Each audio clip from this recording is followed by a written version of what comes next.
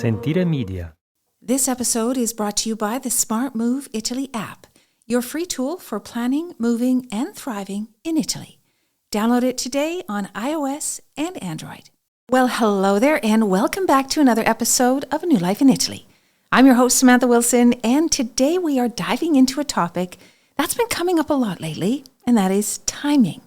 Or, as someone asked me the other day, hey, Samantha, how fast can I move to Italy? Now, I know many of you are feeling like now is the time. And whether it's something that you've been planning for years or you maybe recently are feeling a pull, maybe a nudge, even to just make a change, you might be wondering, how fast can I actually move to Italy? So in today's episode, I'm going to walk you through the fastest and the slowest ways to move, the things that tend to slow people down and how to plan around them, and a few tips to help you avoid losing time or making costly mistakes.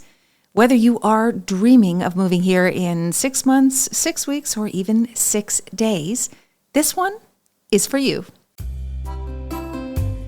I'm Samantha Wilson, Chief Dreammaker at smartmoveitaly.com, and this is A New Life in Italy, a show where each week I take you behind the scenes of what it's really like to move to Italy, introduce you to some fascinating people, answer your questions, and show you how starting a new life in Bel Paese is possible for you.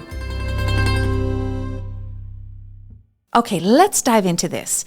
Technically, the fastest way that you can move to Italy is if you are already an Italian citizen or you hold citizenship from another European country. Now, if that is you, you are very lucky, my friend, because there is no need for a visa, there are no quotas, and you don't even need to show that you have a lot of money. You might need to show some, usually around 8,000 euros, or just sign a declaration that you have that money. But overall, you don't need a lot to move to Italy. That is if you are traveling alone. You don't even need to have a place to live in advance. This is because you are not restricted to the 90-day rule, and you can take your time finding a place to live. You can get on a plane tomorrow, land in Italy, and start your new life without waiting for any kind of permission. However, if you are coming here with your non-European spouse or your kids, well, then you have some work to do in advance because your timing will also change. Now, the first thing is you will need a place to live in advance of arriving. And you should really plan to organize this before you move. And this is because you, as the Italian or the European, have to first establish your residency in Italy before your non-European spouse can apply for a permesso di soggiorno. And your residency can take up to 45 days. And if you don't have a place to live already and you're out searching for something, you will run out of 90 days, which is the time allotted for your non-European spouse to stay here as a tourist. So you should always have a place to live in advance, and also you will need something called an idoneità alloggitiva, which is a suitability certificate. Now, this is a certificate from the comune, so this is the town wherever you're living in, and it tells the questura, the immigration office, that your home is suitable for everyone who wants to live there. Now, don't be dissuaded and think that, well, look, I've got a huge house, it's got 10 bedrooms, and there's only 2 of us. That means nothing. You still need to go through this bureaucracy to get this piece of paper to prove it. And it can be complicated and take an unusually long time to get. So again, if you arrive in Italy without having a place in advance, you are losing time getting the suitability certificate, also getting your residency. It is almost certain that you will run out of that 90 days that you need in order for your spouse to start the residency or the permit process. Now, how long will it take for you to find a rental is the big question if you're doing this in advance. Plan about 3 months. It usually takes about 3 months, not just to find a rental, but to negotiate the lease and get it registered because it has to be official here in Italy. Now, your residency as an Italian or a European citizen can take anywhere from 7 days to 45 days. Now, normally, as soon as you register within a few days, you are considered a resident, but the police have to come and knock on your door, and they have 45 days to prove that you actually live in the property you say you do. So your residency can effectively be canceled if they don't believe you live there. So always factor in 45 days. Now, the permesso di soggiorno for your spouse, well, that can take about 3 months to sometimes over a year. So all of this process can take quite some time. Now, if you're a dual citizen, especially with a non-EU spouse or family, you still need a roadmap and planning. So don't just jump on the plane or plan your whole move from your home country without giving any thought to what you need to do in Italy. Don't just arrive here without all of these things in place and in order, or else you will definitely run out of time. We've seen people lose all kinds of time and get stuck, and their spouse has to leave for a full 90 days, by the way, because they didn't secure a proper lease or skip the paperwork thinking that it wasn't required. So be prepared. Now, if you are not a citizen and you want to come and move to Italy, you will obviously need a visa. So let's talk about which ones are super fast and which ones are super slow. Let's start with the fastest. The fastest way to move to Italy with a visa, the type of visa, the fastest one, is the Elective Residency Visa. Surprise, surprise. Now, if you have a pretty straightforward application, that means you have pensions, maybe a savings account, not a lot of complicated things like, lots of rental properties or divorces or alimony, none of that complicated stuff, just a really straightforward pension, then the ERV is your fastest option. For a simple application like this, it can be put together in, less than a month.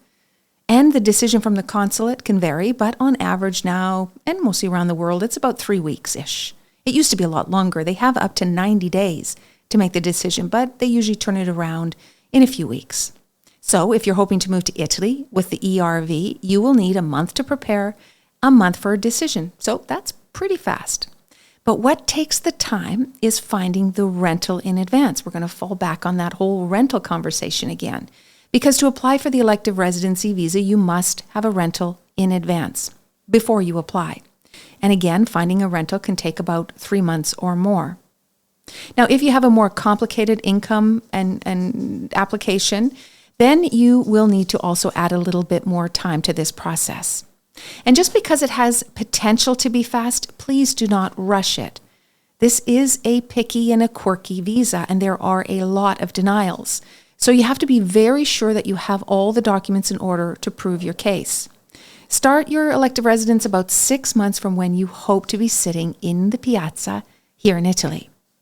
Now, once you arrive, it can take up to a year or more to complete the permesso di soggiorno, get that actual card, and your residency and get settled in.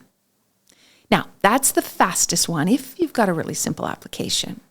Now, the second fastest one and the more sure visa, so the one that has the least denials, is hands down the investor visa. Now, we do a lot of these visas, and they are much more secure and they're much faster, not just necessarily in the application process, but also in the arrival process.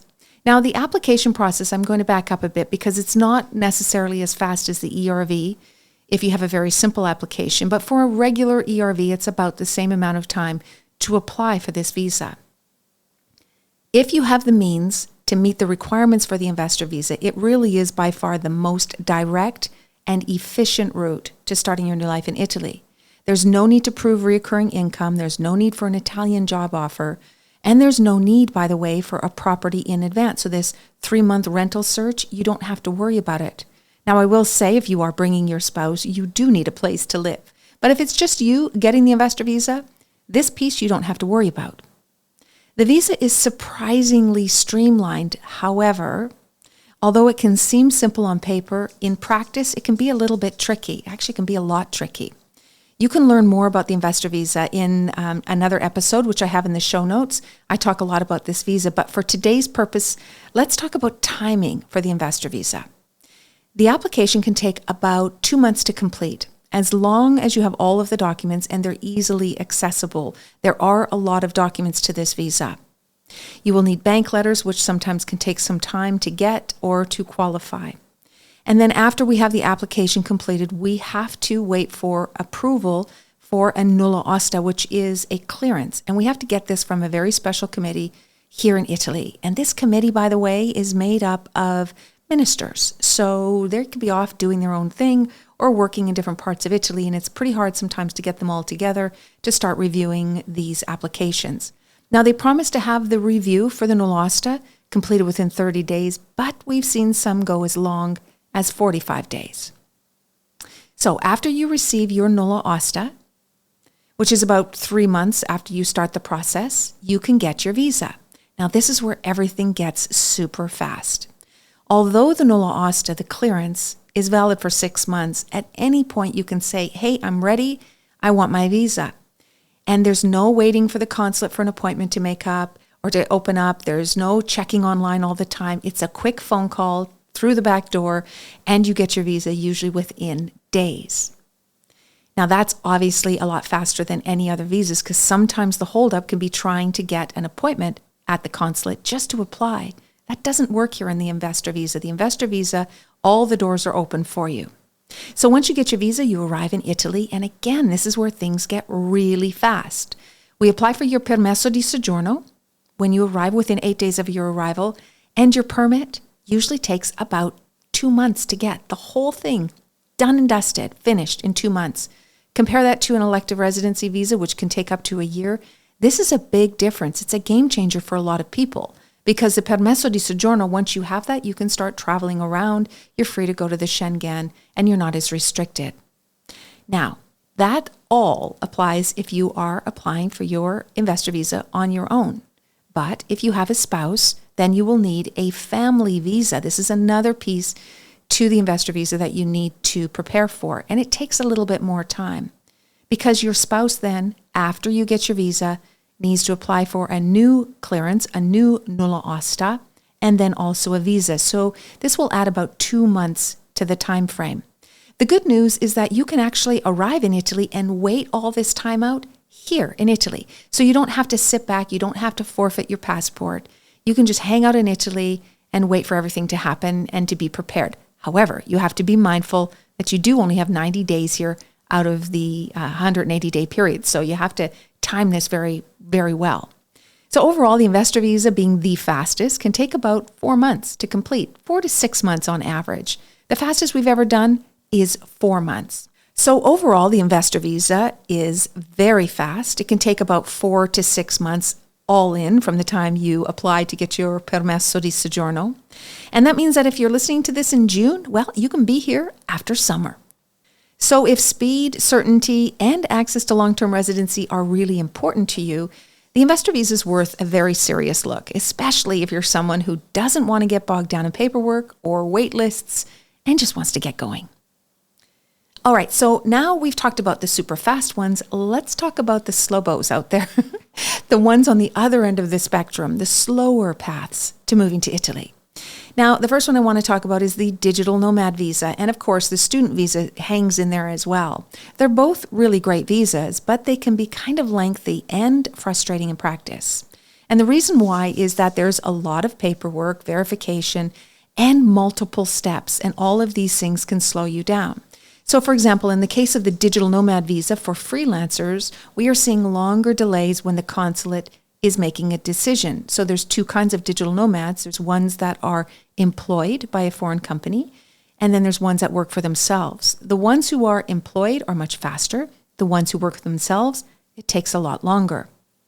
The digital nomad visa, by the way, is a great new visa, and it's perfect if you're a remote worker or a highly skilled professional. But in reality, this visa tends to move at a snail's pace. Preparing the application can take 2 to 4 months, depending on how fast you can get the supporting documents in order, because there's some delays over some certifications, equivalency documents that you need to show what your degree is. They're called CIMIA.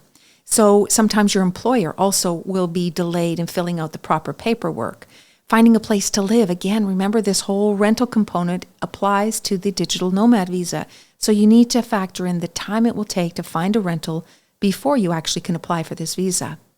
Also, if you are bringing your family, you have to factor in that family visa time that I talked about in the investor visa. Now, in the digital nomad visa, it is slower. So there aren't any backdoor phone calls. There aren't any fast tracks.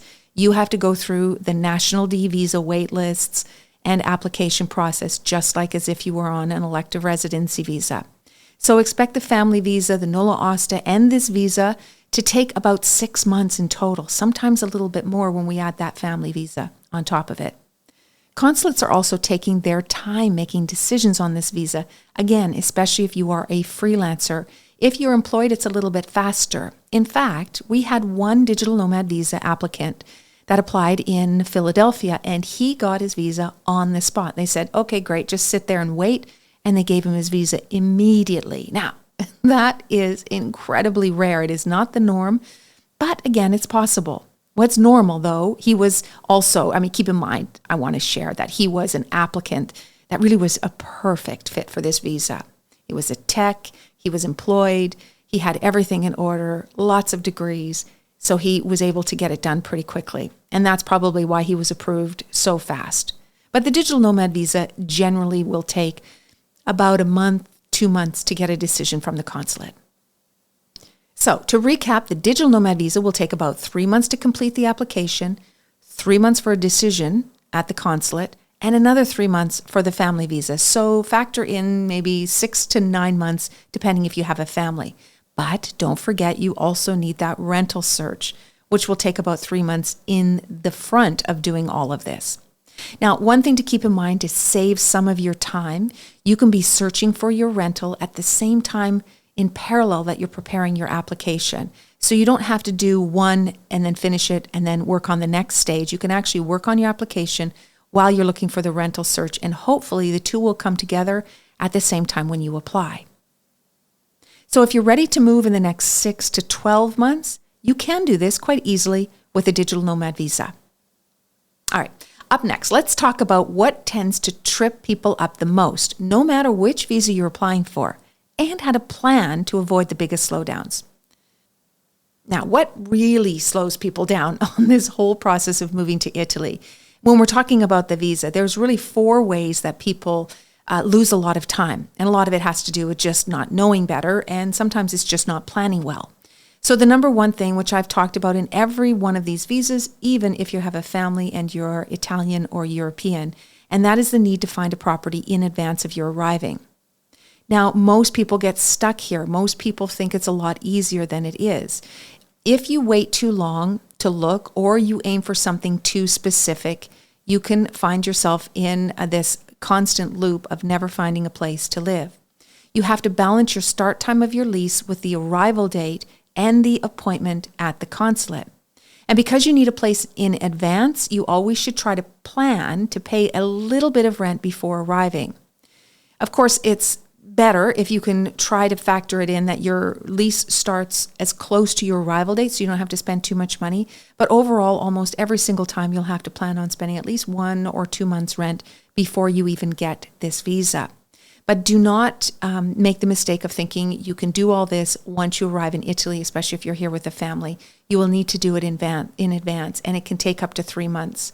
One of the biggest mistakes that foreigners also make is thinking that renting here is transactional. It isn't. The owner actually chooses you, not the reverse. Just because you have the money to pay the rent doesn't mean you get that rental. It takes time, my friends. It really does. So don't underestimate this. Now, the other way that people really lose time because they don't plan well is ordering documents. In some visas, you need criminal record checks, transcripts, bank letters, custody documents, alimony documents, or other records that don't just need to be collected, but also need to be translated and legalized or apostille. And all of these things can take some time. Some criminal records can take months to get. And if you wait to the very end of your application, you're going to be sitting there waiting for a long time for a document to arrive.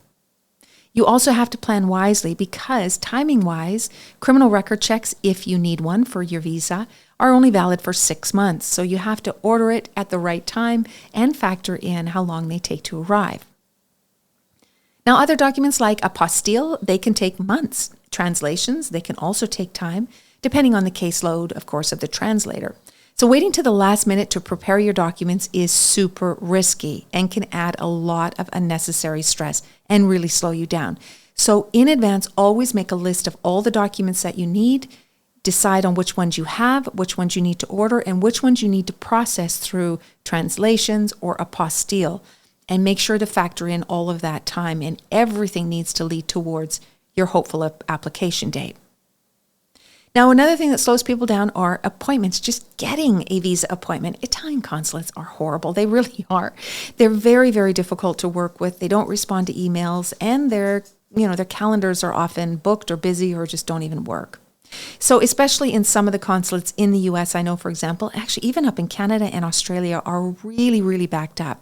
Some have no appointments for weeks, some even months. Some even have wait lists for months and months and months.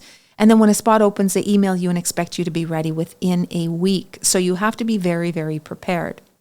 Now, remember, you can't apply for visas in Italy from inside Italy. That just doesn't work here. You can change your use of your permit in Italy in some cases, but your original visa needs to be applied in your home country. So you have to go through this process no matter what. It can be a huge source of frustration, these consulate. I don't know how many emails we get saying, please, is there some kind of a trick? And there really isn't any trick other than just patience and persistence. Eventually, you will get through. Now, lastly, not being completely ready for your appointment. This one is not just a waste of your time, but a waste of everybody's time. But it probably would surprise you if you knew how many people go to appointments at the consulates completely unprepared. In fact, consulates turn away hundreds of people every week because they turn up for their appointment with only half of the documents or thinking it's just a quick little process, easy peasy, no problem at all. And, they might have even been waiting for ages to get this appointment, booked an appointment, and then finally the appointment comes. They've underestimated the seriousness of the application. Please, my friends, keep in mind this is immigration. You are asking another country if they will allow you to move, live, and in some cases work there. It doesn't matter if you have money or if you're a great person. This is immigration, and they take it very, very seriously. So please make sure that you go only when you are completely prepared. Otherwise, you are just wasting all kinds of time and often money because you've spent money in rents or something in advance. So make sure you take the time and take it very seriously. Now, timing isn't just about how fast you move to Italy and avoid the time suckers. It's when you move, too, that can make a big difference. So here's some times of the year that I want you to think about. First of all, August. If you can avoid it, in all cases, do not try to move to Italy in August because Italy basically closes down. Now, not everything, of course. The cities are open and there's tourists around, but professionals or service providers or owners that need to let you into the property you've rented, we're all at the beach. We are not doing anything in Ferragosto in August. We've worked hard all year. August is a time that everyone rests. So you should really try not to arrive in August. A lot of people try to come in August because perhaps school starts in September.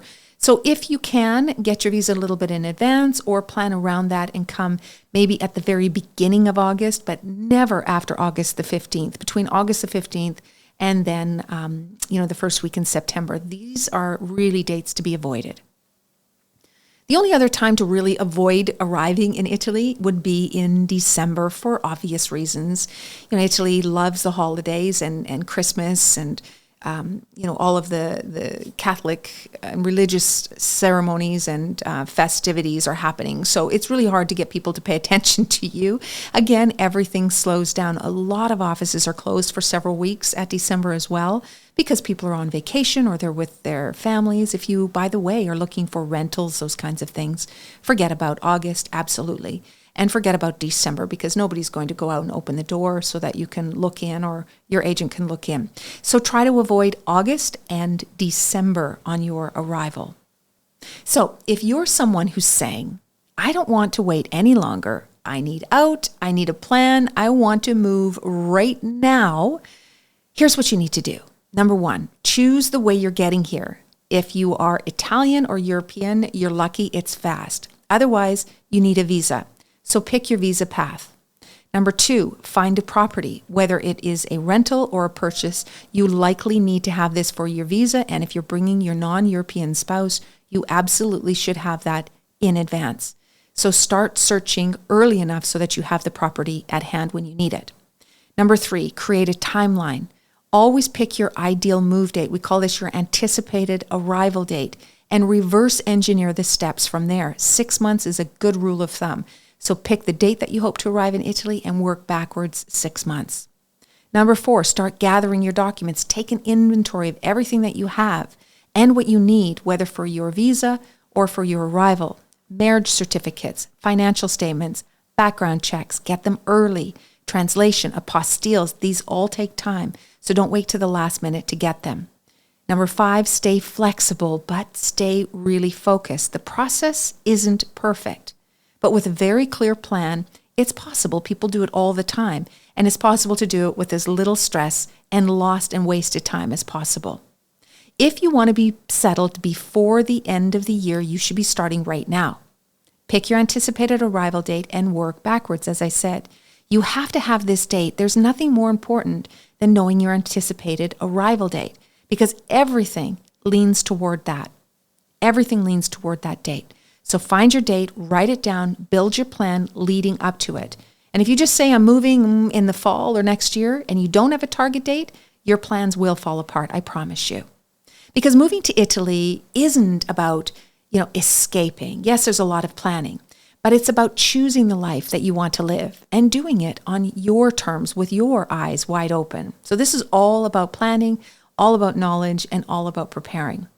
Now, whether you move fast or you move slow or somewhere in between, the key is clarity.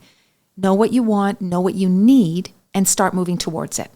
And again, of course, if you need help setting your path or finding a visa or just getting unstuck, you know where we are. Make sure you download our new app, Smart Move Italy app, in both of the iPhone and the Android stores. And there's lots on there that can help you keep moving forward. Until next time, my friends, ciao for now.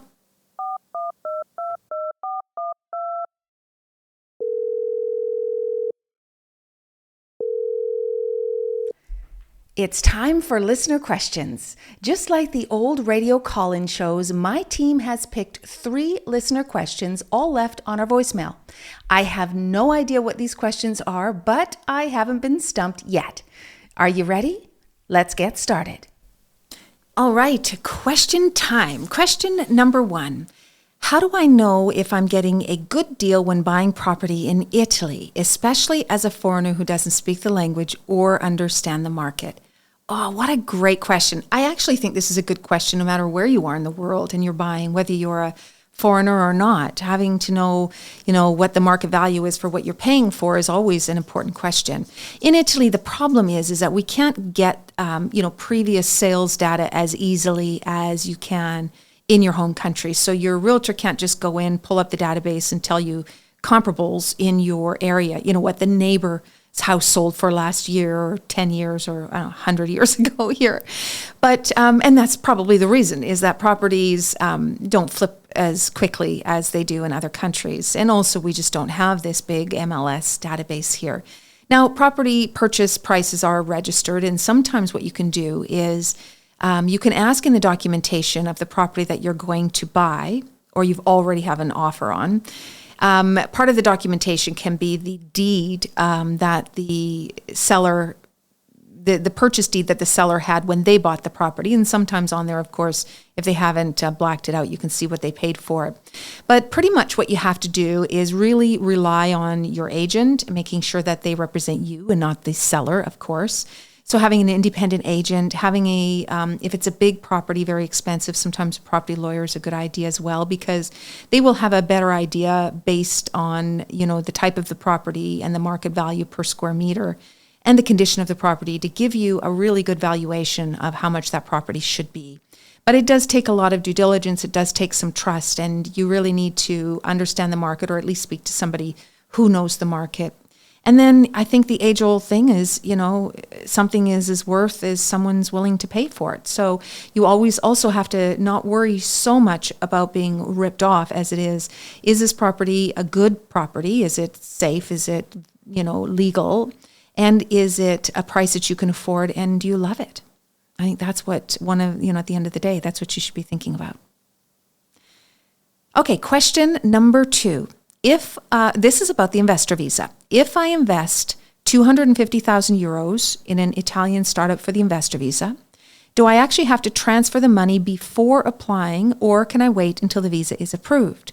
Yes, well, one of the great things about the investor visa is, although we have to indicate where you are investing, so you have to have chosen the company, and we have to prove that you have the funds available to make the investment, when we apply for the clearance, initially the clearance in the visa, you actually don't make the investment until after. In fact, you don't make the investment until after you've arrived in Italy, so after you get the visa, after you arrive in Italy, and you have 3 months after the date that you arrive to actually make the investment in order to certify that you've lived up to your side of the requirements. Now, what can happen, it hasn't happened, but it's technically possible, is you could apply for this visa, show them that you have $250,000, choose the company that you promised to invest in. And then when you arrive in Italy, something could go wrong, or you could, have some major reason why you don't want to follow through with the visa and not make the investment. You will not be able to get your permesso di soggiorno. Your visa will be canceled, but you actually have that little stopgap, that little cooling off time between when you decide or when you get the visa to when you actually make the investment. So just by the way, this isn't just the $250,000 amount. This is also for the $500,000 investment as well. You don't make the investment until after you get the visa and after you've arrived in Italy. All right, question number 3. What's the deal with getting documents apostilled and translated? Who does it? And how do I know what needs to be done for Italy? Really great question. And it's often confused what an apostille is. So first thing to think about is that if you have a non-Italian language document, an English document, that you need to use for legal purposes in Italy, obviously it needs to be translated into Italian. And in some cases, those translations can be simple, meaning not certified and not sworn to in court or anything, just simply translated. And then sometimes they need to be officially translated, so they have to have a certified translator. And then they have to be apostilled, which is like a legalization, a notarization for a document outside of Italy. So if you are, for example, applying for citizenship, you will need to have your marriage certificate translated and legalized, translated and apostille. And where do you have this done? Well, you have it done in the state. If you're in the U.S., you have it done in the state that issued that marriage certificate. So wherever your document was issued, you get it apostilled in that state. Canada has a different process, so you can Google apostille in Canada, and it'll tell you exactly how to send it. Same thing with Australia, same thing with the UK. These are all countries that are part of The Hague and use the apostille. If your country is not part of The Hague and you do not have the apostille process, then what you do is you take the document and you legalize it through the Italian consulate in the country that you're living in. And who needs or what kind of documents? How do you know which ones need to be done? Well, whatever you're applying for, whether it's a visa or citizenship, you will see a list of documents on the consulate that you need, and those will be, whatever ones need to be apostilled and translated will be indicated on that list. It should be anyway. But typically any vital records you need to have translated and apostilled, certainly for citizenship, not always for visas, but definitely for citizenship.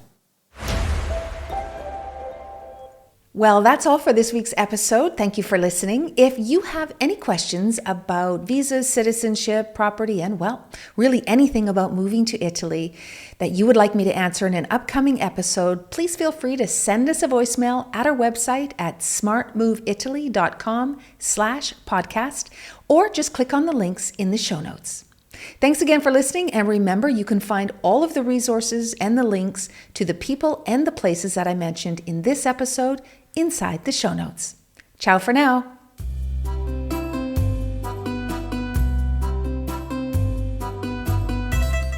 A New Life in Italy podcast is a production of Sentire Media, created and hosted by me, Samantha Wilson.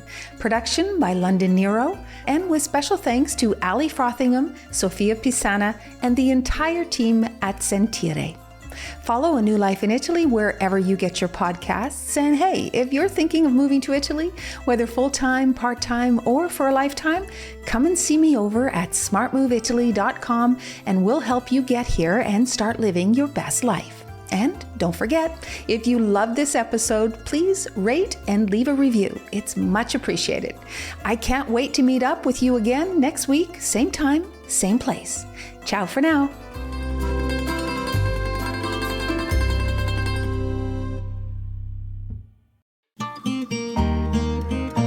Sentire Media. This episode is brought to you by the Smart Move Italy app, your free tool for planning, moving, and thriving in Italy. Download it today on iOS and Android.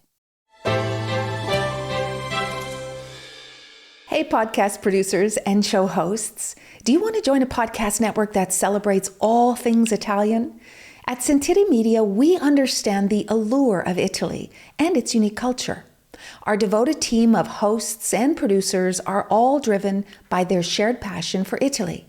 And we work tirelessly to create the best lifestyle podcasts and content that will whisk you away to the very heart of Italy. With us, you can savor the mouth-watering flavors, get lost in the stories from the past, break down the cultural barriers, and truly immerse yourself in the vibrant traditions of this intoxicating country. If you have a great podcast idea or are already in production and would like to join Sentire Media, head over to sentiremedia.com, that's SENTIRE media.com, and find out how to submit your show.